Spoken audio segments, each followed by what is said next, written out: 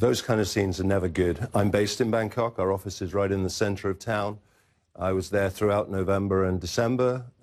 We went to lots of meetings through the protests, which bizarrely were more cheerful, like a Notting Hill carnival, than the kind of atmosphere some people saw when extreme elements resorted to some levels of violence, which is unfortunate. But there's no doubt, there's no getting away from the fact those pictures don't help our visitor economy sector.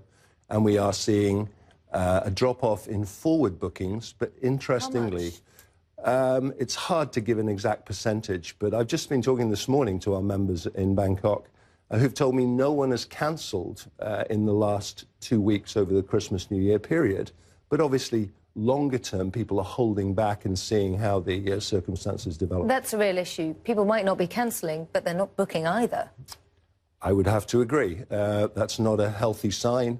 And people in Thailand are very well aware that this has a knock-on effect throughout the entire economy. Tourism is an important element of that, as you've just mentioned, but it will affect the whole country, and we are concerned. Where do you think Thailand should be going from here? What would business leaders like yourselves like to see? We'd like to see harmony stable government? and stable government, of course, like any economy or country. PATA represents the whole of the Asia-Pacific travel and tourism industry, so we're familiar with problems, both man-made and natural, like the Philippines has just gone through.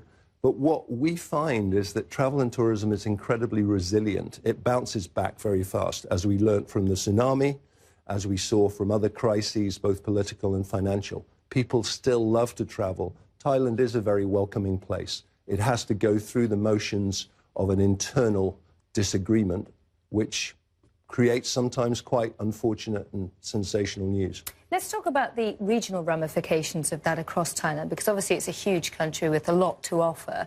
Bangkok is traditionally the gateway, the hub for people to branch out towards Chiang Mai, Phuket, etc. But are we seeing people cancelling their bookings in some of the beach resorts and just basically, or just avoiding the capital and managing to go there? Because we're not seeing the same protests in the main resorts. We're not seeing hardly any effect in the main resorts down in the south, as you well know, Phuket and Samui, or up in the north, Chiang Mai, Chiang Rai.